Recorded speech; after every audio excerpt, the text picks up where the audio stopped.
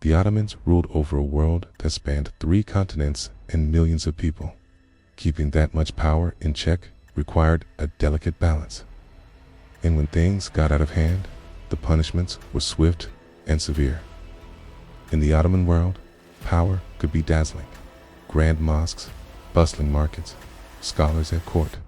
But the machinery that kept that world in order was cold, efficient, and unforgiving. Justice was not just about courts and codes, it was about messages. Penalties were designed to correct the offender and to caution the crowd. They were part law, part theater. Always a reminder that the state's reach extended into every street, barracks, and border post. So, what were these punishments? To take away a person's ability to challenge authority was a message to the entire empire. Some punishments, however, were more final.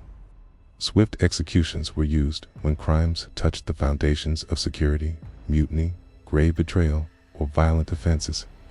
These events were public, meant to show the state's resolve.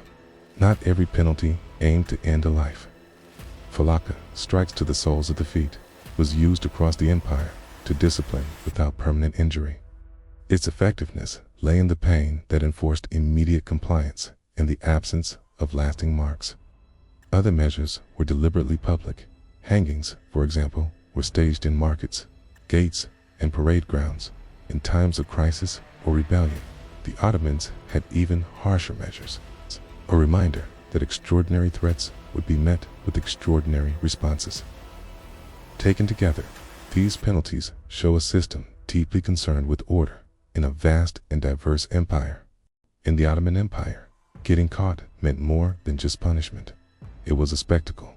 One of the most famous cases was that of Sheikh Bedreddin in 1420. He was a respected jurist and mystic who led a rebellion against the Sultan.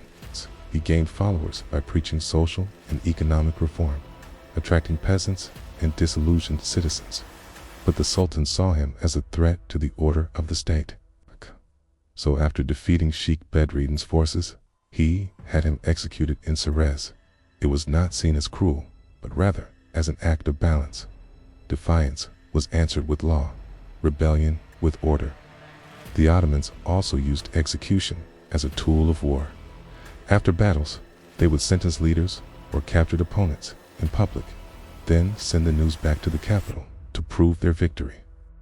These announcements served to reassure the people that the empire was stable, to demonstrate the army's loyalty to the Sultan, and to remind rivals that the Sultan's power was absolute.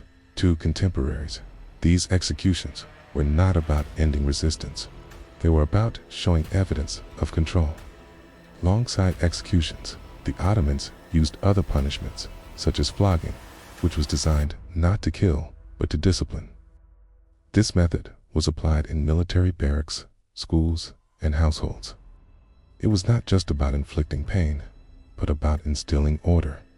Hanging was another method the Ottoman authorities used to reinforce order, and it carried with it both familiarity and finality. Unlike other penalties, hanging unfolded in full view of the public at city gates, busy markets, or open squares where people gathered for trade and announcements. It was not hidden. It was meant to be seen. The crimes that could lead to such a sentence were varied: murder, banditry, desertion, or acts of open revolt. In each case, the punishment was intended to send a clear signal that certain boundaries were absolute. By staging the act in front of communities, the empire ensured that justice was not only carried out, but also remembered. The visual impact of the scene reminded onlookers that defiance had no place in daily life. There were variations in how the penalty was applied. At other times, it was carried out in a simple, direct fashion. In some cases, the condemned might be allowed to mount the ladder themselves, or family members were present to receive the body after the execution. In others, the executioner would do everything in full view of the crowd. Regardless of the specifics, the spectacle served its purpose. The lesson was clear for all who witnessed it. Amputation was another penalty within the Ottoman system, most often applied in cases of theft or violent disorder. It served both a practical and symbolic purpose. Practically, it limited an offender's ability to repeat the same crime. Symbolically, it marked the individual as a living reminder of the law. In a crowded marketplace, the sight of someone bearing such a mark reinforced the boundaries of acceptable behavior more powerfully than words alone could. These sentences were usually carried out in public spaces, as well as bazaars, town squares, or near religious centers. By choosing such locations, the empire turned punishment into community memory. For those present, it was an unmistakable lesson. Property and order were protected, and transgression would not go unanswered. It declared that the community itself was safeguarded by visible justice. The individual became a warning embodied, ensuring that others would think carefully before following the same path. Both hanging and amputation demonstrate how Ottoman justice relied on visibility. Punishments were staged not for secrecy, but for spectacle, not in the sense of entertainment, but in the sense of lesson. They worked through collective memory, ensuring that the message of law and order rippled outward from each event. This focus on public memory is what bound the empire's legal system together. Punishment was never just about the person on trial. It was about the community who watched, the stories retold afterward, and the way those stories influenced future behavior. Justice was not written only in legal codes. It was performed in marketplaces, at gates, and in the very spaces where life unfolded. Through these measures, the Ottoman state reminded its people that law was present everywhere. To disobey was not only to risk one's own fate, but to provide a cautionary tale for neighbors, family, and strangers alike. In this way, the empire's authority was not just legal, but cultural, carried forward in the memory of each sentence delivered in the open air. In the grand tapestry of the Ottoman Empire, justice was woven with threads of law, religion, and theater. But among the most severe knots in this tapestry were two punishments reserved for the most treacherous of times: castration and impalement. Though rare, sent shivers down the spines of subjects from Istanbul to the farthest reaches of the empire. When the Ottoman elite plotted or peasants rebelled, the Sultan's response was swift and brutal. Castration, the removal of a man's most essential attributes, was often the consequence of crimes seen as particularly damaging to the social order.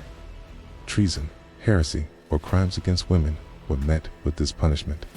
By removing a man's ability to bear sons, they were cut off from the future, their lineage dying with them. This wasn't just a physical punishment, it was a symbolic annihilation. In a society where sons inherited property and carried on their father's name, this penalty was a death sentence. Whispers of this punishment could be heard in the bustling bazaars or quiet villages, a constant reminder of the price of crossing the Sultan. But even this extreme measure had its limits. Occasionally, in moments of heightened crisis or on the distant frontiers, a more spectacular punishment was called for. Impalement, a fate worse than death, was the ultimate display of power. While not as widespread as some might imagine, this form of capital punishment was reserved for major offenses. The condemned was typically first stripped, flayed, and then nailed to a stake, often left to die slowly from exposure, or sometimes even burned alive. The spectacle of impalement wasn't just terrifying, it was designed to be unforgettable.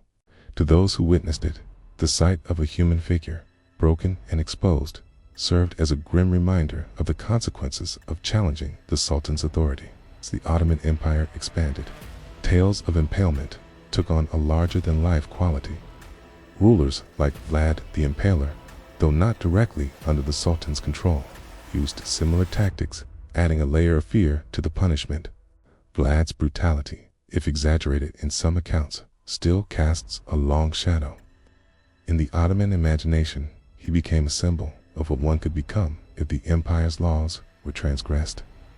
The effectiveness of these punishments lay not just in their severity, but in the calculated use of fear. People didn't necessarily need to be punished. The threat of punishment was often enough to maintain order. Hey, what could be more terrifying than the thought of being cut off from your future or being razed to a horrifying spectacle. These punishments were the ultimate expression of the Sultan's power, a stark reminder that the greatest crime one could commit was to defy the authority of the state. The punishments of the Ottoman Empire were brutal, from swift executions to the more corrective measures like falaka, or the even more extreme penalties like castration and impalement. But they were never just isolated acts of violence. They were part of a system. Each punishment had a purpose. Some incapacitated the condemned, like the death penalty or amputation. Others, like falaka, were designed to discipline without lasting harm, showing that the empire valued correction over total removal. And at the farthest edge of the spectrum, you had punishments like execution or destitution, which were reserved for those who challenged the empire's authority on a larger scale, like rebel leaders or high-ranking officials. What united all of these penalties was their visibility. Justice was publicly performed in marketplaces, at city gates, and in military camps. Crowds gathered to witness these spectacles, absorbing the lessons embedded in each punishment. The condemned became examples, their fates transformed into warnings for the entire city or even the empire.